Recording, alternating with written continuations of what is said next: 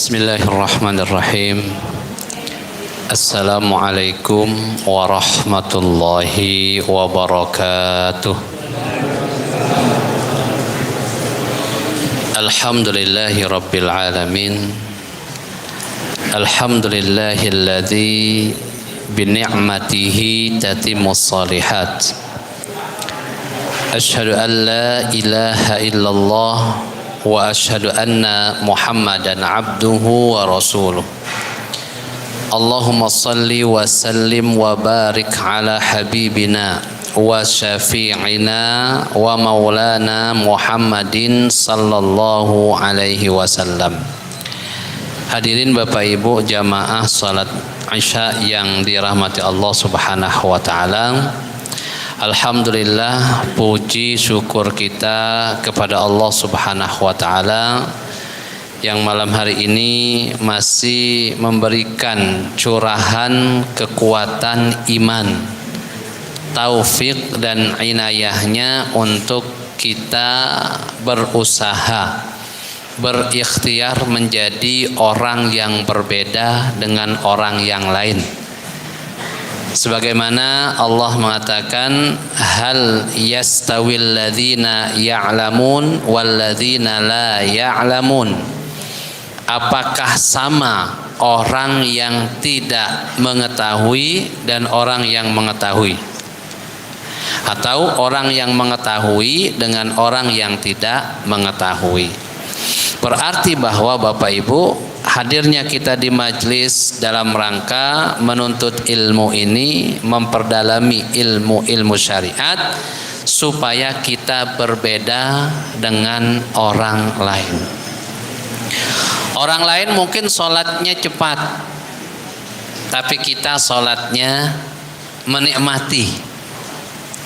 Orang lain mungkin akan merasa risih, akan protes terhadap Allah tatkala dia diuji dengan kemiskinan. Tapi ketika orang yang sudah berilmu, mengerti hakikat dari rezeki, mengerti hakikat dari takdir, qada dan qadar Allah Subhanahu wa taala, maka walaupun dalam kondisi miskin, kondisi terbatas, dia tetap akan mengucapkan alhamdulillah. Ada bapak-bapak yang sudah pensiun, tapi setelah pensiun tetap tidak bisa memberikan rumah yang istimewa untuk istrinya. Dia punya rumah di Perumnas, Pak. Yang lainnya sudah renovasi, sudah macam-macam, rumahnya dia masih orisinil, Pak. Tidak ada yang berubah.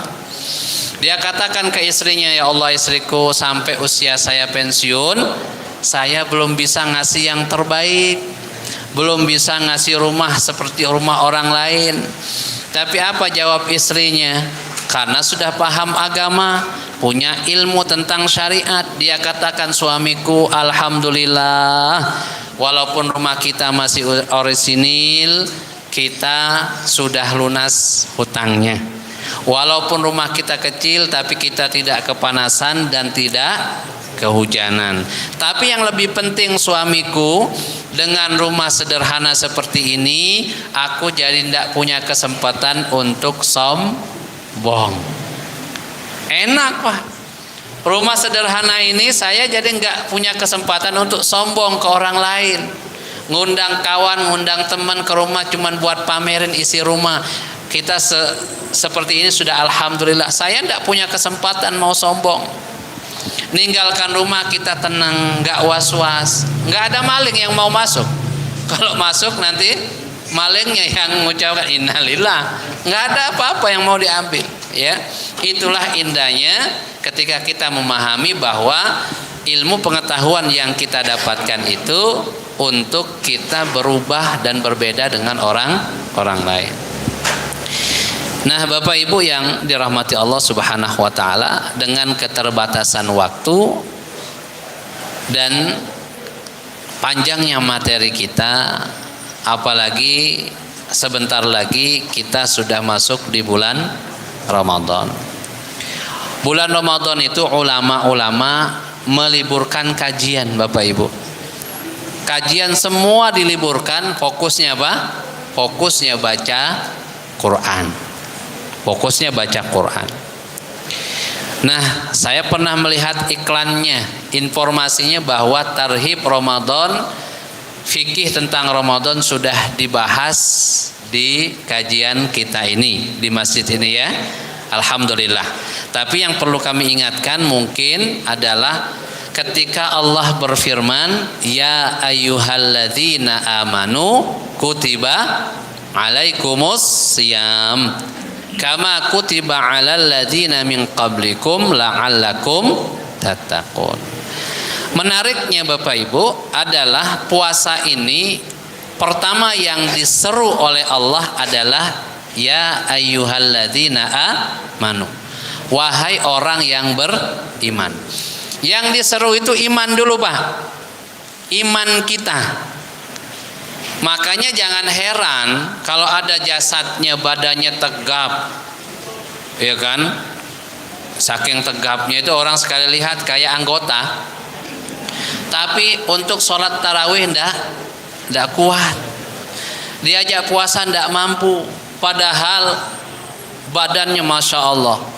Beda dengan mbah-mbah yang udah sepuh, walaupun 70 tahun masih semangat puasa, tarawih dijalani.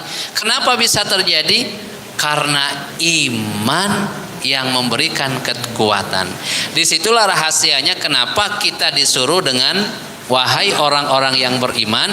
Kalau sudah iman yang berbicara, nggak ngerti hujan, nggak ngerti jauh, nggak ngerti sehat, nggak ngerti sakit, pokoknya bismillah, yang penting Allah ridho. Nah, kita dalam rangka meningkatkan keimanan kita kepada Allah, meningkatkan keimanan kita kepada hari akhirat, maka kita belajar ini. Mudah-mudahan dengan belajar ini Bapak Ibu menambah semangat kita untuk menjadi lebih baik dan menambah rasa takut kita kepada Allah Subhanahu wa taala. Saya tidak bisa mengingat bulan yang lalu kita sudah sampai mana pembahasannya. Seingat saya waktu sholat udah selesai, ya kan? Tentang syarat wajib sholat sudah ya? Sudah belum Pak? Yang wajib sholat itu ada 3. 1. Islam, 2. Baligh, 3. Akalnya sehat. Ya. Kalau ada 3 hal ini pada seseorang maka hukumnya wajib. Bapak Ibu, kalau dia Islam kemudian dia sudah baligh, bahkan usianya sudah kuliah, tapi dia tidak sholat, boleh nggak kita sebut orang gila? Hah? Boleh, karena kehilangan syarat yang satu, akalnya sehat. Kalau akal sehat wajib dia melakukan sholat. Kalau dia nggak sholat berarti akalnya, makanya dia disebut orang gila, ya kan gitu. Tapi ketika disebut orang gila pasti marah. Itulah bukti bahwa akalnya masih sehat, ya. Nah, itu syarat wajib sholat. Tanda-tanda baligh sudah kita jelaskan juga, cuman kita ulang sebentar. Tanda-tanda baligh kalau perempuan itu haid, kalau laki-laki mimpi basah. Kalau ndak haid, ndak mimpi basah, maka isyarat dan tanda bahwa dia sudah baligh dengan tumbuhnya bulu kemaluan atau dengan masuk usia 15 tahun. Ya, kalau sudah demikian berarti sudah baligh dan sudah wajib melakukan sholat.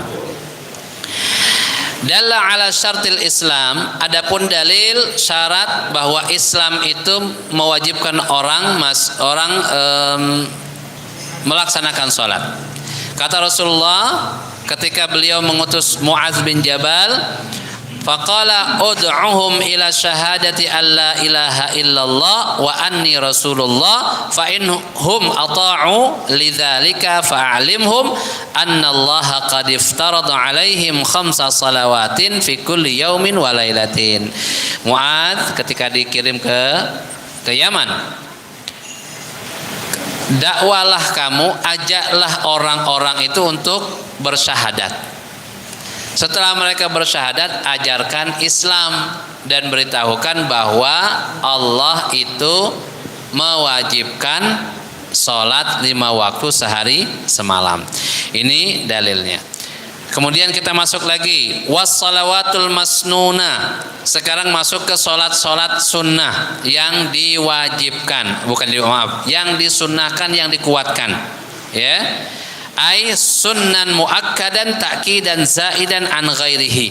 Yang sholat ini lebih dikuatkan daripada sholat-sholat sunnah yang lainnya. Ini ada 5. 1, idan, sholat Idul Fitri dan sholat Idul Adha.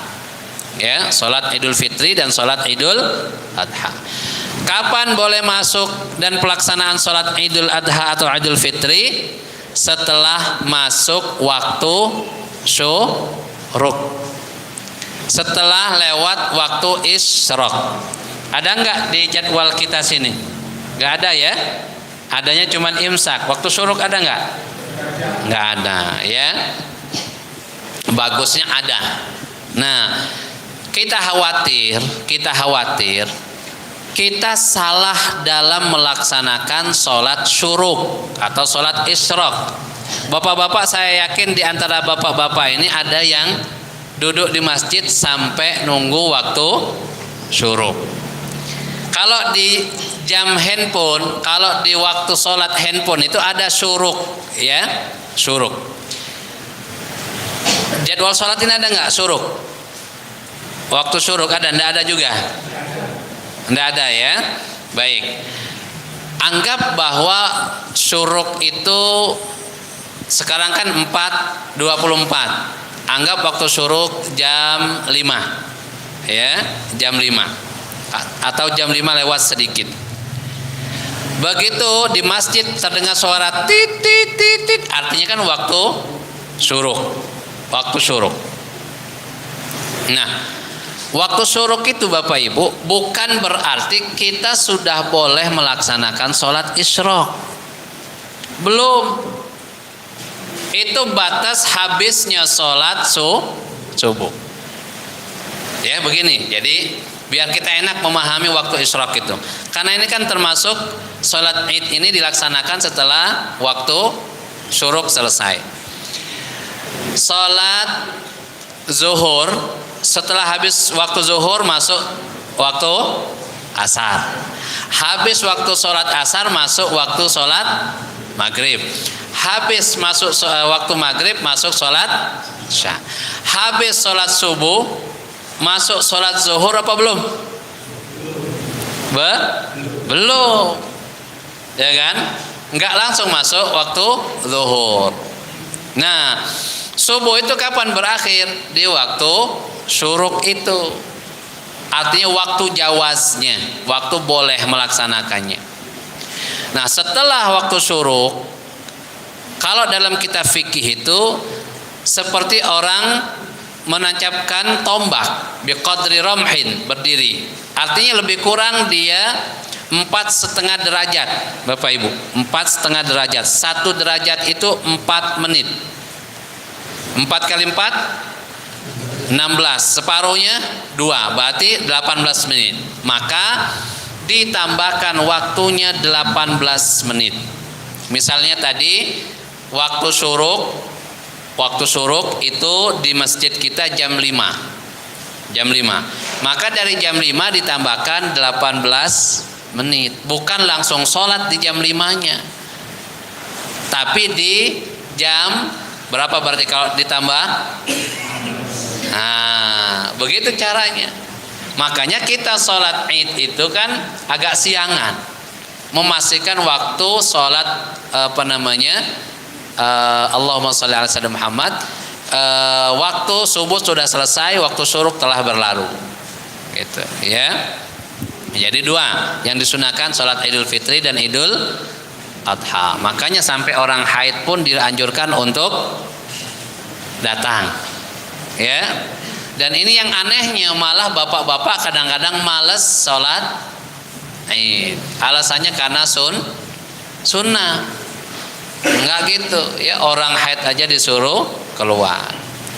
Itu 2. Kemudian 2 sholat gerhana bulan dan matahari, udah 4. Tadi Idul Fitri dan Idul Adha, yang kedua sholat gerhana bulan dan matahari. Yang kelima istisqa, minta hujan. Ya, inilah yang sangat-sangat dianjurkan dalam melaksanakannya. Sunnah muakkadah yang sangat dikuatkan. Ada lagi sholat-sholat sunnah yang ngikuti sholat wajib, disebut apa? Rawatib. Ada qobliyah, ada ba'diyah. Qobliyah itu sebelum, ba'diyah itu sesudah. Ingat saja, qobla itu kan sudah diindonesiakan. Kita kumpul di masjid ya, qobla sholat misalkan ya, sebelum sholat, ba'da sholat, setelah sholat. Wassunanu at-tabi'atu lil faraid sab'a asyrata rakaatan. Adapun sholat-sholat sunnah yang ngikuti sholat wajib itu ada 17 rakaat. Raka'ata al-fajri, 2 rakaat sholat fajar. Sholat fajar itu sholat subuh. Jadi jangan bingung, sholat fajar itu ya sholat subuh.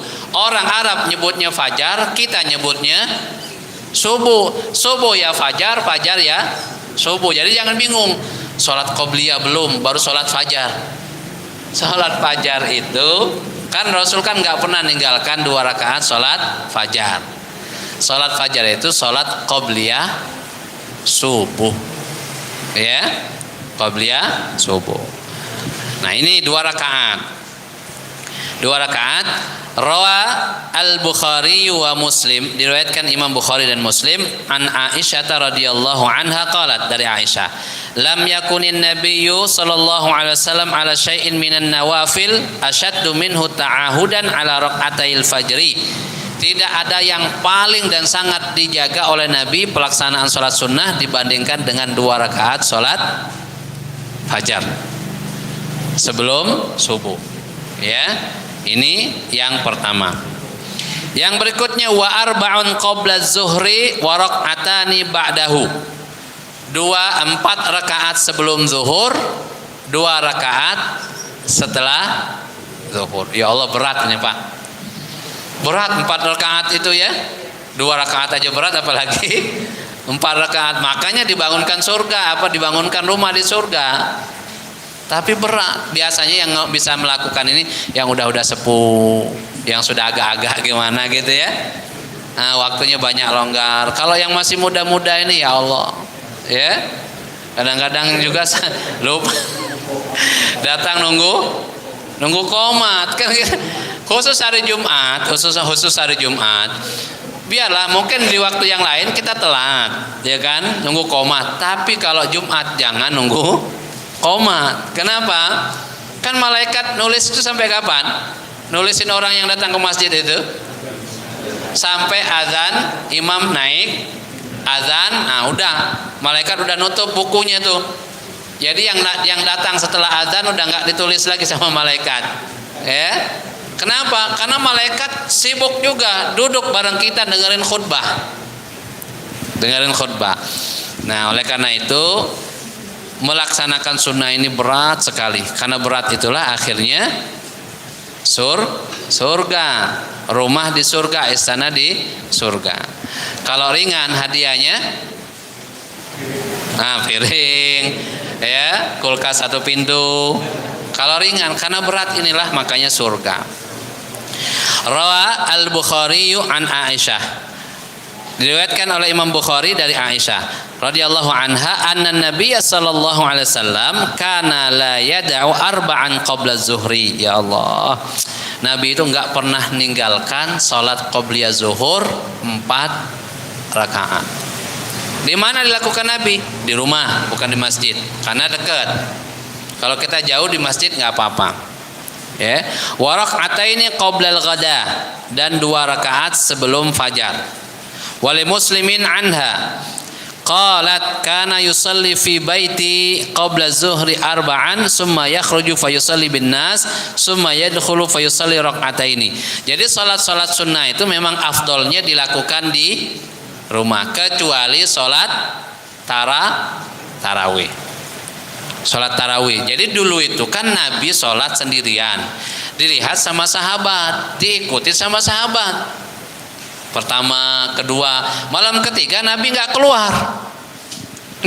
Kenapa? Takut kalau beliau keluar nanti diwajibkan atas umatnya. Makanya beliau nggak keluar.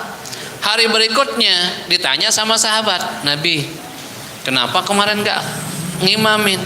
Kata Nabi, saya khawatir nanti kalau saya keluar, saya ngimamin nanti jadi wajib bagi kalian, berat nanti.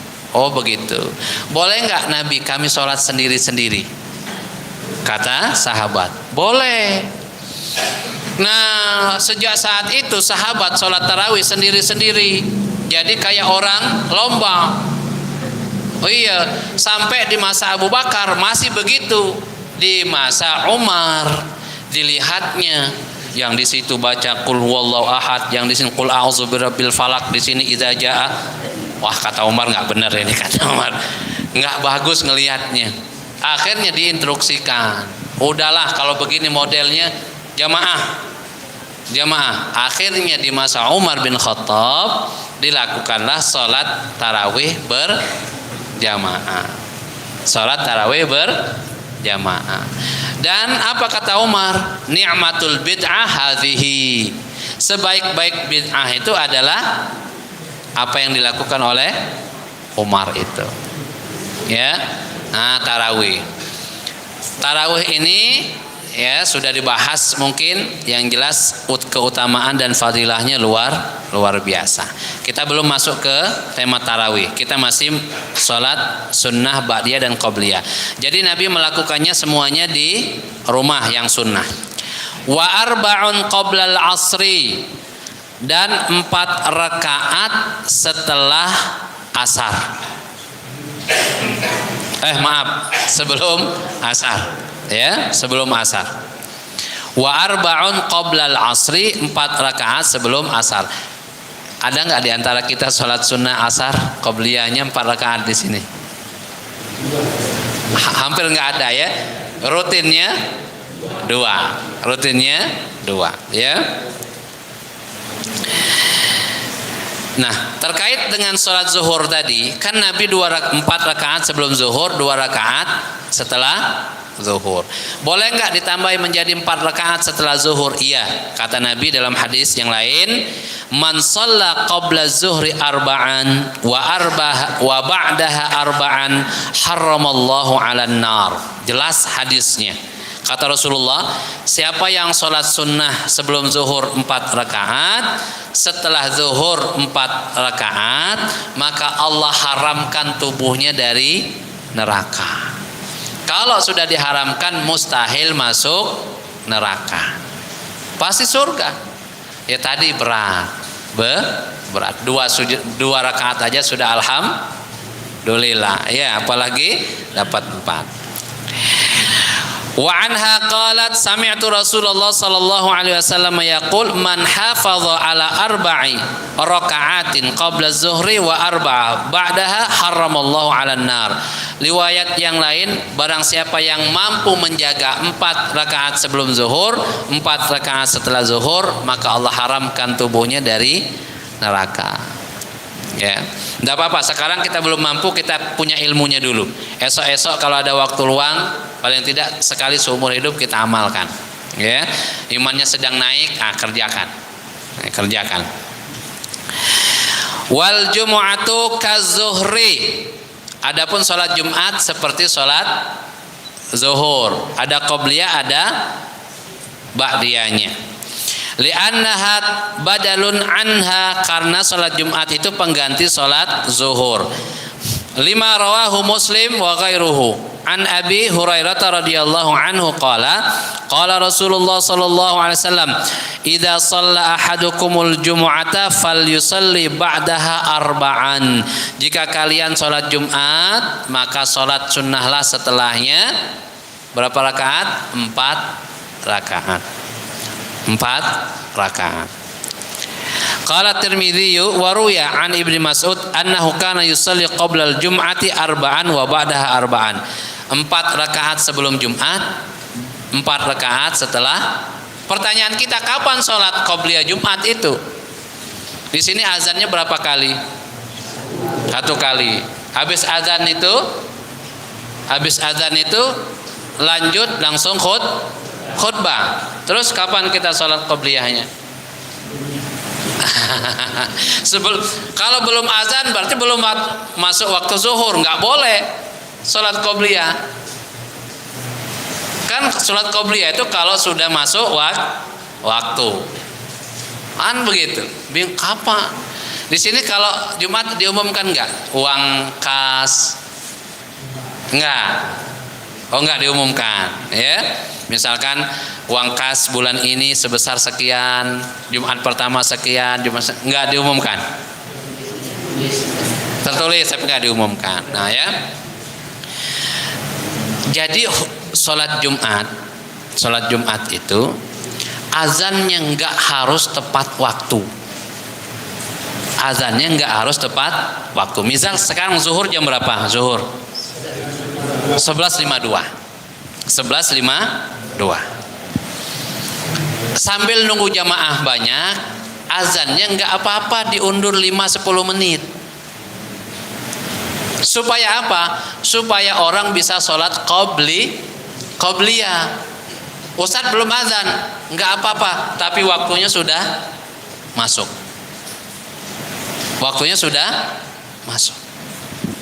Gitu, ya. Telah diumumkan bagi jamaah yang ingin sholat sunnah Jumat, qobliyah Jumat, waktu sudah masuk menunjukkan jam 11:52 menit. Dan azan Jumat akan dikumandangkan 5 menit dari sekarang. Jadi orang punya waktu. Gitu ya. Baik. Nah, setelah zuhur asar nih, wa arba'un qoblal asri, dan 4 rakaat sebelum sholat asar. Lihasihi sallallahu alaihi wasallam ala dzalika, di mana ada anjuran Nabi sallallahu alaihi wasallam. An Ibnu Umar radhiyallahu anhuma 'anil Nabi sallallahu alaihi wasallam qala rahimallahu imra'an shalla qoblal asri arba'an. Allah akan memberikan rahmat kepada seseorang yang melakukan sholat sunnah 4 rakaat sebelum asar. Wal afdal an yusallihinna bitaslimataini, dan tetap sholatnya 2 rakaat salam berdiri lagi. Semua sholat sunnah 2 rakaat. Makanya sholat witir walaupun 3, 2, 1, betul ya? Kalau di sini witirnya langsung 3 ya.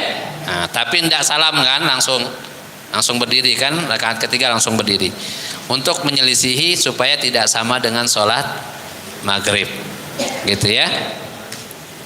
Nah, kita lanjutkan sedikit, setelah itu kita buka tanya jawab, dan nanti saya sedikit mengupas tentang imam sholat.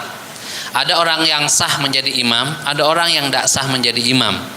Karena masjid-masjid kita ini, masjid-masjid kita, bukan kita itu di sini, di Indonesia maksudnya, kan yang jadi imam itu nggak ada tes, nggak ada seleksi, nggak ada wawancara. Fatut deh. Bisa jadi yang imam itu karena dia dulunya tanah itu wakaf dia. Dia ngimamin jadi imam karena dia ikut bangun masjid. Ya kan begitu. Kalau di Timur Tengah itu imamnya digaji. Kenapa? Ada wawancara, ada tes, ada dengarkan bacaan Qur'annya, ditanya tentang fikih. Karena yang hafal Qur'an banyak, yang didahulukan yang paham fikih, gitu. Ya kan? Oh, ada 4 orang imam di masjid ini. Datangkan seorang Ustadz Amruka siapa? Dengarkan satu-satu. Nah, nanti Ustadz Amru ngasih rekomendasi, yang ini layak, yang ini enggak layak. Kasihkan ke takmir. Cuman takmir berani apa enggak? Pak, jangan belum dulu ya, belajar dulu misalkan. Kalau enggak gitu nanti resikonya kita apa? Kita Coba kalau misalkan, kalau di sini insya Allah enggak, sudah bagus semua. Di masjid-masjid misalnya, kalau masih ada yang Al-Fatihahnya ngalamin, coba, ya kan? Sholat kita yang kita sudah bisa Al-Fatihah itu otomatis enggak sah. Kalau jamaah yang lain bacaannya sama ngalamin, itu sah-sah saja, sama, selepel dia. Tapi kalau sudah belajar, sudah ngerti, bacanya udah bagus, maka yang jadi makmum sholatnya tidak sah. Kecuali kita tidak tahu nih, misalkan kita datang ke masjid, ada imam kan, masjidnya mungkin masjid apa namanya, masjid kita lagi di jalan kan, tiba-tiba baca itu. Tapi kalau sudah tahu seperti itu, maka niatnya apa? Niatnya kita menyendiri, ya, menyendiri, pisah dari jamaah. Karena sholat kita yang mampu, yang bagus bacaannya, tidak sah di imam-imam seperti itu. Maksud yang nggak tahu nih, misalkan ada yang dia ngimamin asar zuhur asar, ngimamin terus, ya kan? Itu kan nggak pakai bacaan, nggak kedengeran. Tiba-tiba dia ngimami sholat maghrib. Pas bacaannya Al-Fatihah ngalamin. Pak, udah berapa tahun, berapa hari sholat bareng dia zuhur dan asar. Ya kan, ketawanya baru maghrib. Itu harus diulang sholat. Ya kan? Nah, makanya tentang imam itu setidaknya ada 6 model ya. Kalau kita tahu, makanya tugas takmir itu luar biasa. Kita selesaikan ini terus pindah ke tentang imam ini secara singkat saja ya. Secara singkat saja. Kita lanjutkan dulu sholat sunnah ini, setelah itu baru pindah. Wa rak'atani ba'dal maghrib, 2 rakaat sesudah maghrib. 2 rakaat sesudah maghrib. Jelas hadisnya ya. Tapi wa yustahabbu an yusalliya rak'ataini khafifataini qabla salatil maghrib. Dianjurkan tetap salat qabliyah maghrib 2 rakaat. Dianjurkan. Ya, walaupun enggak kuat kesunahannya tapi dianjurkan. Kenapa? Karena ada riwayat Imam Bukhari dan Muslim dari Anas, qala kunna bil Madinah. Kata Anas, yang meriwayatkan hadis ini Imam Bukhari dan Muslim. Hadis riwayat Bukhari Muslim.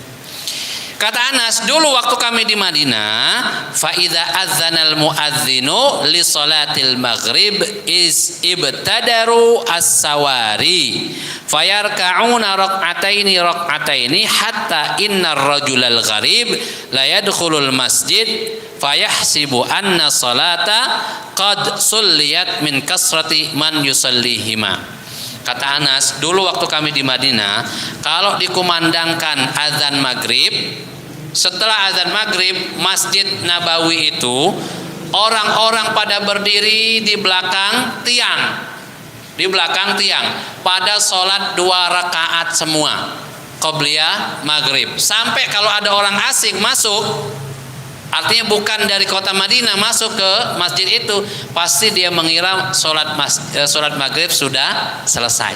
Saking banyaknya sahabat atau tabi'in yang melaksanakan sholat qobliyatul maghrib, qobliyah maghrib. Jadi ada landasan hukumnya.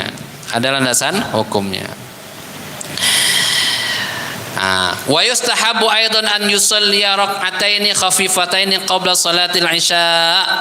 Begitu juga dianjurkan salat qabliyah isya 2 rakaat. Kenapa dianjurkan? Hadisnya juga rawahu Bukhari dan Muslim. Dari Abdullah bin Mughaffal radhiyallahu anhu qala Nabi sallallahu alaihi wasallam, Nabi bersabda, baina kulli adzanaini shalah summa qala fi salisati liman syaa. Kata Nabi dalam Bukhari dan Muslim disebutkan bahwa di antara kedua azan itu terdapat salat sunnah. Di antara kedua azan itu terdapat salat sunnah bagi yang mau melaksanakan. Azan pertama adalah azan salat, azan kedua adalah iqamah. Artinya antara azan salat dan iqamah terdapat salat sunnah.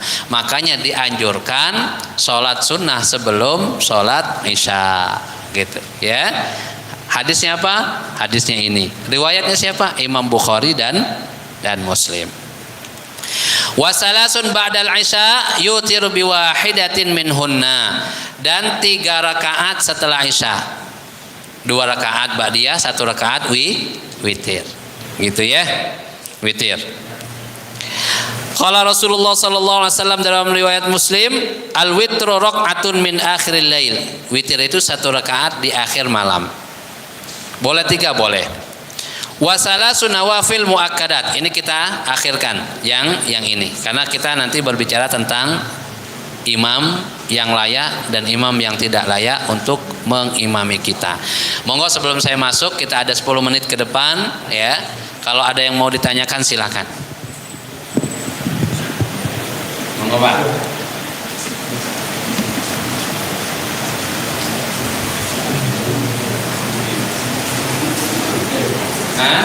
Nggak ada, berarti kita lanjutkan kalau nggak ada ya.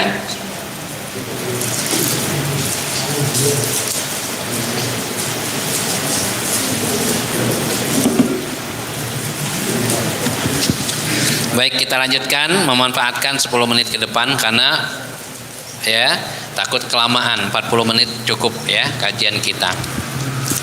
Imam sholat satu. Orang yang tidak sah jadi imam secara mutlak. Orang yang tidak sah menjadi imam secara mutlak. 1, jelas orang kafir. Kan ada dia kan bacaan Qur'annya bagus karena dia belajar, iramanya bagus. Ya kan? Kalau dia kafir walaupun bacaannya bagus, tidak boleh jadi imam. Ya kan? Yang kedua, orang gila. Orang gila, ya kan? Orang gila. Kan ada kadang-kadang orang gila dianggap wali. Lagi sholat dapat 2 rakaat ditinggalkan. Nah, siapa yang mau gantikan? Ya kan? Itu. Yang ketiga, orang mabok. Mabok, tidak boleh. Secara mutlak tidak dibolehkan. Yang keempat, anak yang belum tamyiz. Anak yang belum tamyiz walaupun bacaan Qur'annya bagus. Karena dia masih senang main, di bawah 5 tahun lah, di bawah 7 tahun. Ya kan? Nanti sedang sholat baru walad dolin amin, lari dia diajak temannya main. Iya kan? Makanya tidak boleh ya. Yang kelima, orang yang masih berstatus makmum. Masih berstatus makmum, tidak boleh. Maksudnya sama-sama makmum, tiba-tiba karena dia nggak senang sama imam yang di depan, dia mundur dikit, temannya dijadiin imam. Itu nggak boleh, ya, nggak boleh. Dan yang keenam terakhir dari orang yang tidak boleh ngimami, orang gagap, nggak boleh. Nggak selesai nanti sholatnya kalau gagap, ya kan? Orang gagap nggak boleh. Itu yang pertama. Yang kedua, orang yang sah jadi imam ya, tapi khusus makmum yang selepel. Dia sah jadi imam, tapi khusus makmum yang selepel dengan dia. Kalau orangnya agak bagus dikit, dia nggak boleh jadi imam. Ya kan di kita ini mungkin ada di antara jamaah yang bacaannya sudah bagus, pemahamannya sudah bagus, imamnya biasa-biasa saja. Nah, ini yang kita khawatirkan. Satu ya, perempuan itu ngimami boleh, tapi selepel dengan dia, maksudnya sesama perempuan. Kalau ada laki-laki di belakang nggak boleh, ada banci nggak boleh. Kan kemarin itu kan heboh kan, katanya sekarang di penjara yang laki-laki umroh tapi pakaiannya tetap, karena sudah dioperasi semua, udah nggak kelihatan laki-lakinya, dia ya kan, makanya ya kan, yang model begitu. Nah, perempuan sesama perempuan boleh, tapi kalau ada laki-laki nggak boleh. Artinya selama dia selepel dengan dia, sama-sama perempuan boleh. Kalau ada laki-laki nggak level, karena laki-laki lebih tinggi dari perempuan. Ya. Jadi karena ar-rijalu qawwamuna 'alan nisa, gitu ya.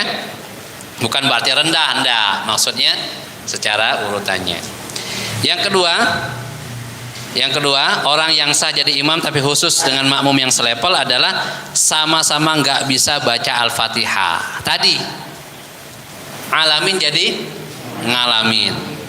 Alhamdu jadi alhamdu. Artinya beda. Beda artinya jauh sekali beda. Alhamdu, Allah, segala puji bagi Allah. Alhamdu maknanya enggak baik. Alhamdulillah makna yang tak layak bagi Allah kita sebut untuk Allah. Harusnya alhamdu. Maka ketika masih ada imam yang salah dalam bacaan Al-Fatihah, makmum yang sudah bagus Al-Fatihahnya, makmumnya tidak sah. Makanya dia sah jadi imam selevel sama dia saja. Yang enggak level dia, bawahnya masih nggak masalah, tapi kalau di atas dia levelnya nggak sah, ya. Yang ketiga, orang yang sah jadi imam, ya, dengan catatan makmum nggak tahu kemampuan imam, karena makmumnya nggak tahu, ya sah-sah saja dia yang imami. Ya, kayak tadi itu kasusnya sholat zuhur sama sholat asar tadi kan nggak ketahuan karena nggak ada bacaan, kan gitu. Sholatnya diam-diam saja kan, nah gitu ya.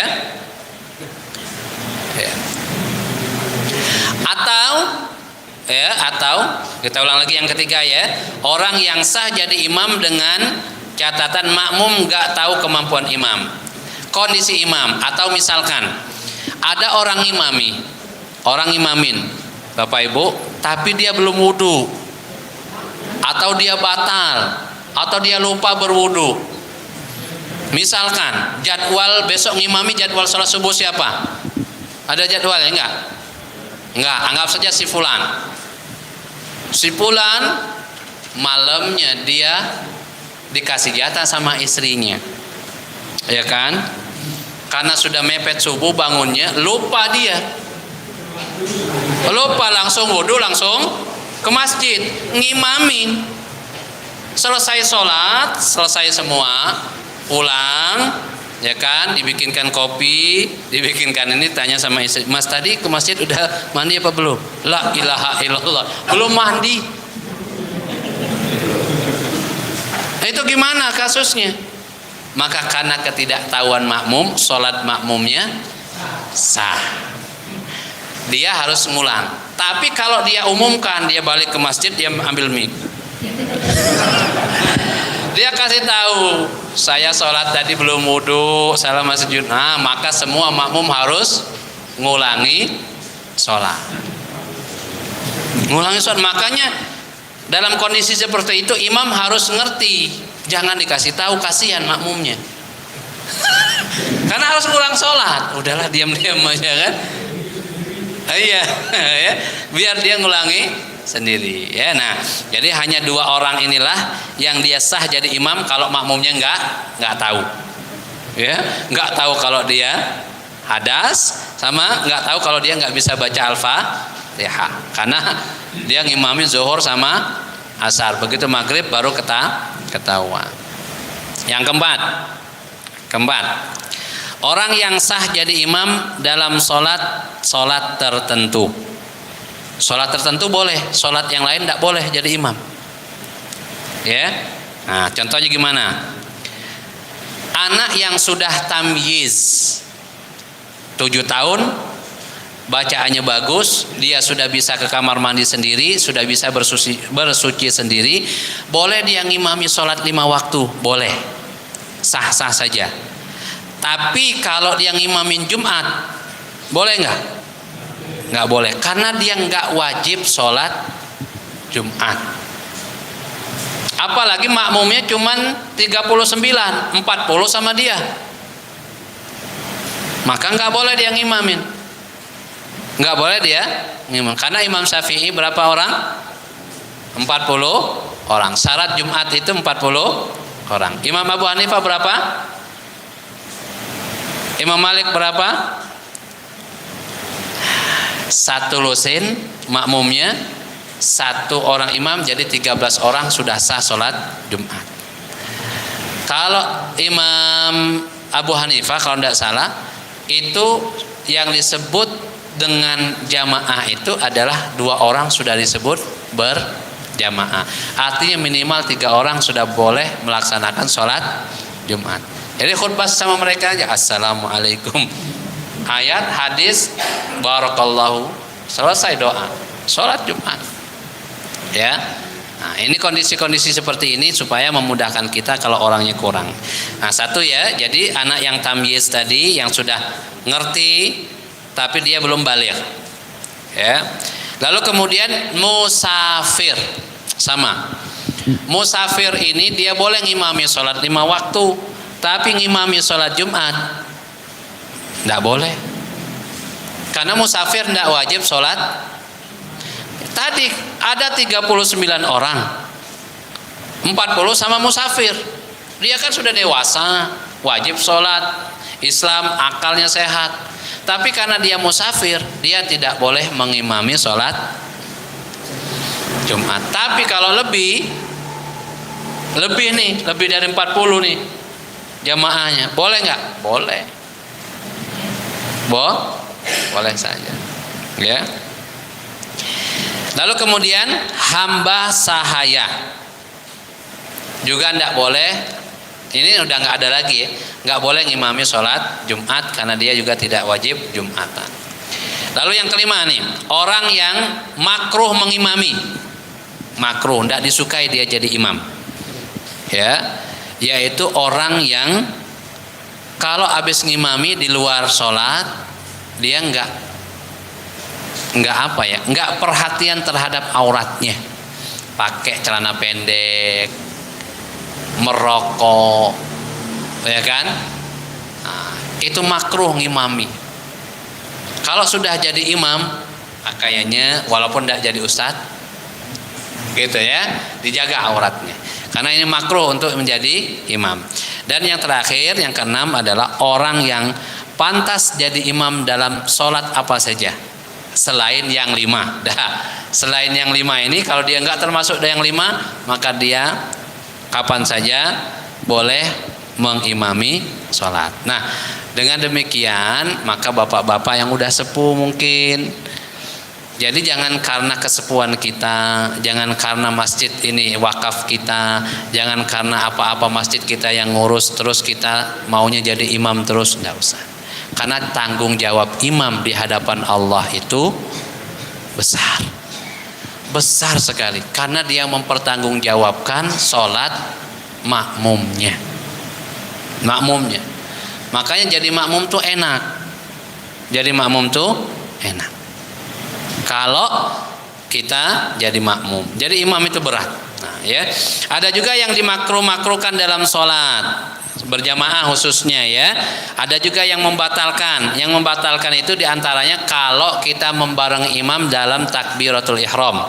Awas bapak-bapak, ibu-ibu, kalau udah terbiasa barengan sama imam, Allahu Akbar, barnya sama dengan imam, maka sholatnya tidak sah, batal. Kita itu imam itu dijadikan imam supaya kita ikuti. Kalau ngebareng itu ngikutin apa enggak? Apalagi mendahului, kan gitu. Tapi kalau membarengi dari gerakan yang lain selain takbiratul ihram itu tidak membatalkan, cuman makruh. Tapi ada juga yang disunahkan barengan sama imam. Kapan? Ketika mengucapkan amin. Disunahkan. Amin. Kalau barengan sama imam, rukunya Allahu Akbar, barengan sama imam, sah-sah saja, cuman makruh. Gitu ya. Nah, baik, demikian ya, sudah hampir 50 menit. Kayak khawatir juga karena waktu sudah semakin malam, isyanya juga sudah semakin malam. Namun demikian Bapak Ibu, kalau ada yang mau ditanyakan silakan, kami tunggu sebelum kami tutup. Dan tentunya sekaligus kami pamitan ini insyaallah. tanggal 1 ya. Tadinya tanggal 28 atau tanggal 26 mau berangkat, diundur ke tanggal 1. Tanggal 1 nanti insya Allah kami berangkat dan kembali lagi tanggal 1 sampai ke Indonesia tanggal 2. Jadi setelah lebaran di Mekah baru nanti pulang ke Indonesia ya. Tahun depan bapak-bapak, ibu-ibu yang minat mau dan pengen nyoba umroh Ramadan full di sana, dipersiapkan insya Allah ya. Tahun ini bayarannya harganya 38.500 ya. Nggak tahu tahun depan apakah naik apakah turun, kita nggak tahu. Yang penting disiapkan biar tahu dan bagaimana nikmatnya merasakan puasa di kedua tanah suci, kota Mekah dan Madinah. Dan yang terakhir, kemarin kami sudah sempat menyampaikan kalau jenengan mau nitip takjil, donasi takjil untuk diberikan orang yang berpuasa di Mekah dan Madinah, insya Allah kami akan salurkan. Karena berbeda pahala nilainya, nilai pahalanya jika jenengan ngasih takjil di Indonesia dan ngasih takjil di Mekah dan Madinah. Di Mekah itu dilipatkan 100 kali lipat, di Madinah dilipatkan 100.000 kali lipat, di Madinah dilipatkan 1.000 kali lipat. Berapa Ustaz? Tidak ada batasan, 10, 20, 30, 40, tapi yang paling kecil yang sudah sampai ke kami itu ada yang 40, karena satu porsi di sana itu minimal 50. Satu porsi untuk satu orang ya, minimal 50.000, bukan 50 real. 50.000. Kalau 50 real mahal sekali Pak. 50.000 ya. Iya, di sana tuh paling murah sekarang itu 15 real sebenarnya. 15 real itu kalau dikali 4.500 sudah sekian ya. Tapi nanti kita gabung sama yang lain biar pahalanya dapat sama sekalian. Gitu ya. Nah, silakan Bapak Ibu kalau ada yang mau ditanyakan, kami masih menunggu. Monggo Pak.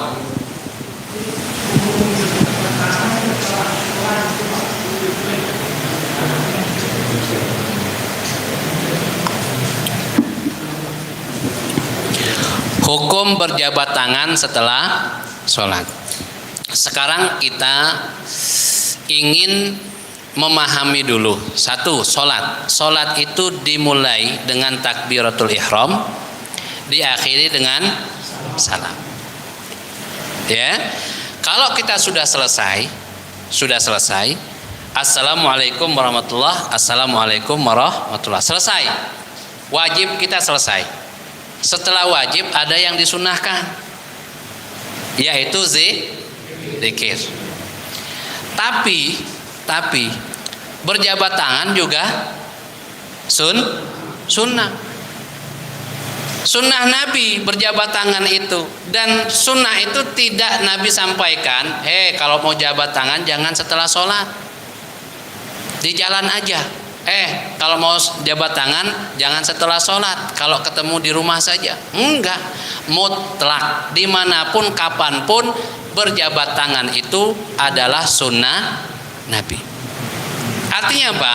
Artinya zikir juga sunnah, berjabat tangan juga sunnah. Cuman Rasul itu mengurutkannya habis sholat zikir, baru setelah itu mau salaman. Tapi apakah boleh atau tidak? Boleh bersalaman setelah sholat ya, karena salaman itu juga sunnah Nabi. Dan kesunahan itu coba aja dibaca tentang, kalau jenengan bisa Google, cari di Google ya, ada nggak Nabi nyebutkan salaman itu di waktu-waktu tertentu saja, atau ada larangan tidak boleh bersalaman setelah sholat? Tidak ada ya. Cuman ulama berbeda pendapat antara yang pokoknya ngikutin Nabi begini, tapi dia sendiri yang bilang pokoknya yang melakukan tidak boleh bersalaman setelah sholat itu harus zikir dulu. Dia malah nggak zikir, habis salam assalamualaikum mengeluarkan handphone. Oh tenan Pak, ya kan? Enakan mana? Mengeluarkan handphone apa salaman? Kan begitu. Gitu ya. Ada yang lain? Monggo Pak. Kalau kadang orang itu dilarang untuk kami ngeyel itu gimana? Dilarang imam tapi ngeyel. Hasbunallah. Ya. Ya. Dilarang imam tapi ngeyel. Gimana caranya ya? Ya ditinggalin. Ya. Nah, resikonya kalau kita sudah tahu, ingat ya, yang disebut ummi tidak bisa baca Quran dalam sholat itu yang Al-Fatihahnya tidak bagus. Karena Al-Fatihah itu rukun. Kalau surat, Ustadz dia Al-Fatihahnya bagus ngimami. Tapi kalau baca surat pendek-pendek itu pelatat-peletot, tidak masalah. Karena yang rukun itu adalah Al-Fatihah.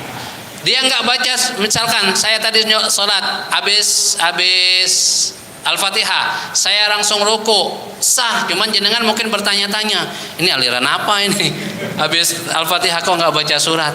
Baca surat itu sunnah, ya. Nah, kalau memang dia ngeyel,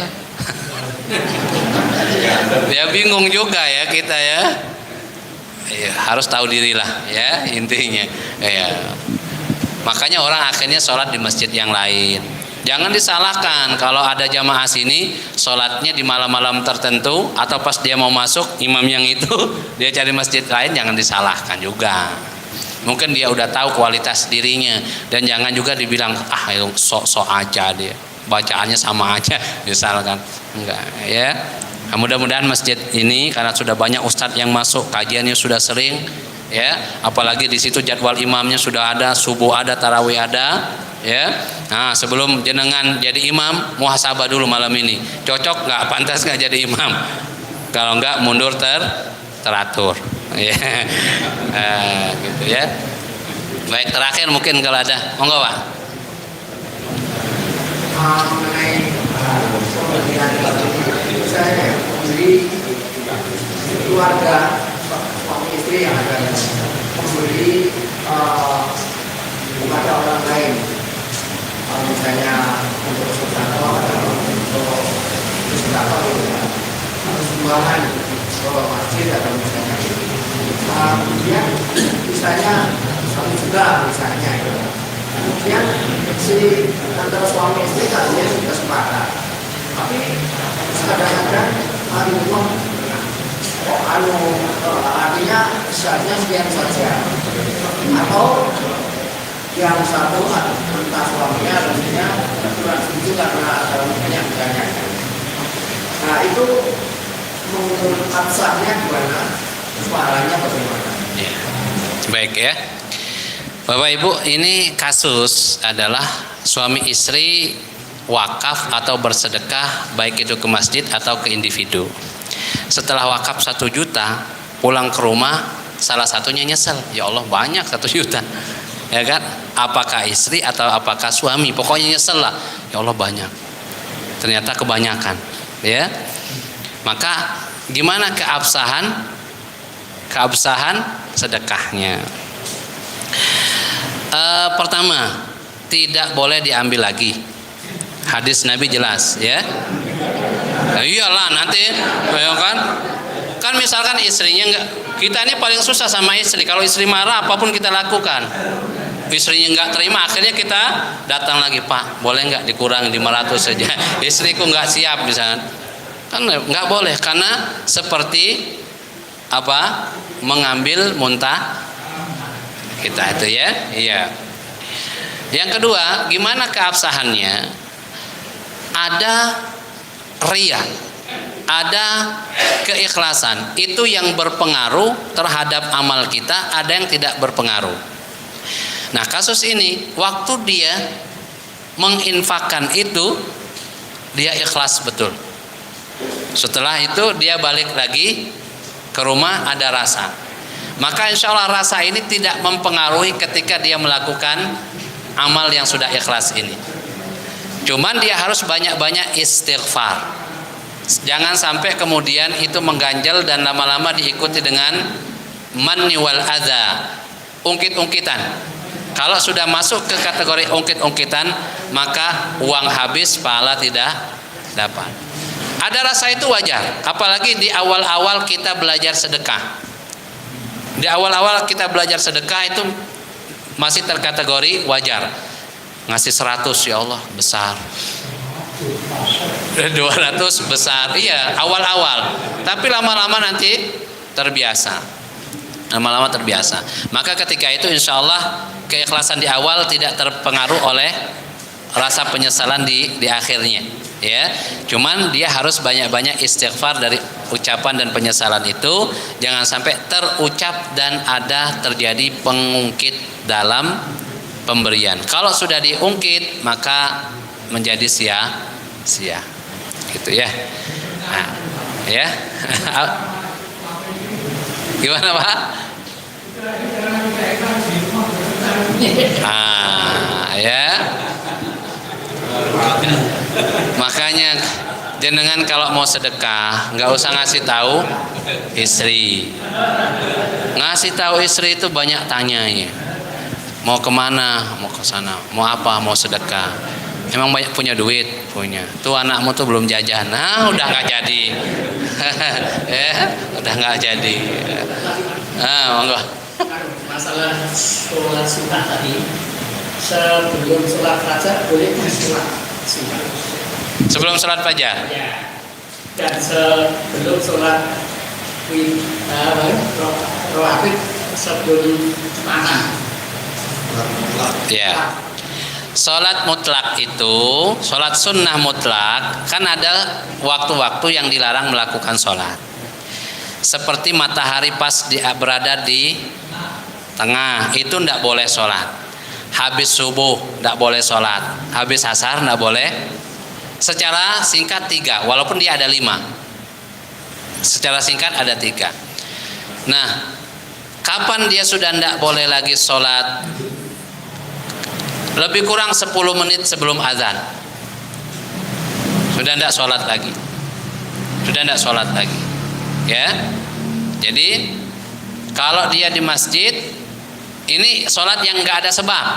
Kalau ada sebab boleh kita masuk masjid walaupun di waktu-waktu yang dilarang. Habis asar kita masuk masjid, sholat tahiyatul masjid, boleh nggak?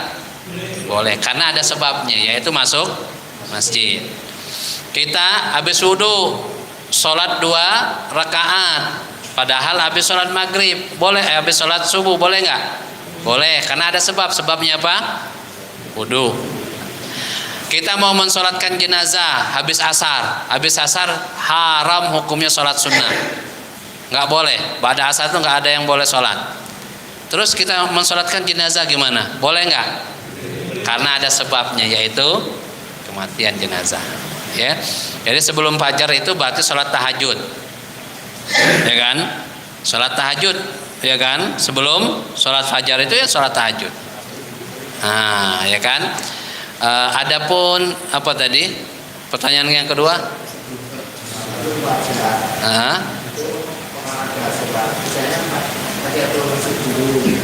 Boleh, boleh itu.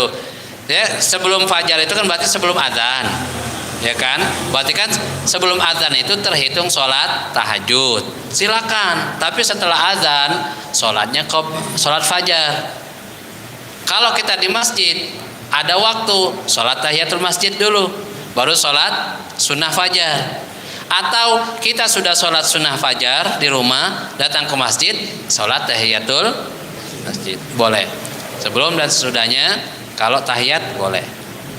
Karena niatnya, karena waktunya sudah berpakai, kemudian sholat tahiyatul masjid sama sholat fajar, niat dia. Ya. Nah, ini menarik nih soalnya ya Pak ya, Bu. Ya. Gimana kalau sudah mepet nih, subuh kita datang nih, tinggal 2 menit. 2 menit insya Allah cukup 2 rakaat ya. Belum tahiyatul masjid, belum qobliyah subuh atau qobliyah fajar. Boleh nggak digabungkan niat? Nggak usah digabungkan niat. Sholatnya sholat qobliyah fajar. Dengan sholat qobliyah fajar sudah dapat pahala qobliyah tahiyatul masjid. Karena perintah dalam sunnah itu sebelum duduk di masjid sholat dulu 2 rakaat. Ustadz, saya itu setelah iqamah baru datang ke masjid. Datang ke masjid, imam sudah sholat. Saya belum sholat tahiyatul masjid. Gimana? Sholat subuh itu 2 rakaat. Maka sholat subuh sudah mewakili hadis Nabi, sebelum duduk sholat 2 rakaat dulu. Karena tidak dijelaskan oleh Nabi sholat sunnah masjidkah, sholat sunnah apakah, atau sholat wajib. Selama kita melakukan sholat 2 rakaat, maka sudah termasuk dalam makna tahiyatul masjid. Maka sholat mana yang kita pilih? Sholat qobliyah. Tidak usah sholat. Kalau sholat tahiyatul masjid, kita nggak dapat qobliyah. Kalau kita sholat qobliyah, otomatis dapat tahiyatul masjid. Gitu ya. Nah, gitu ya. Demikian Bapak Ibu yang dirahmati Allah Subhanahu wa taala, kemalaman saya takut khawatir ya. Ya, nanti jenengan dekat, saya kan harus pulang. Baik, demikian, mohon maaf jika ada kata yang kurang berkenan. Ketemu lagi setelah lebaran insyaallah ya. Mohon maaf lahir dan batin ya. Kita tutup dengan doa kafaratul majlis. Subhanakallahumma wa bihamdika asyhadu an la ilaha illa anta astaghfiruka wa atubu ilaik. Assalamualaikum warahmatullahi wabarakatuh.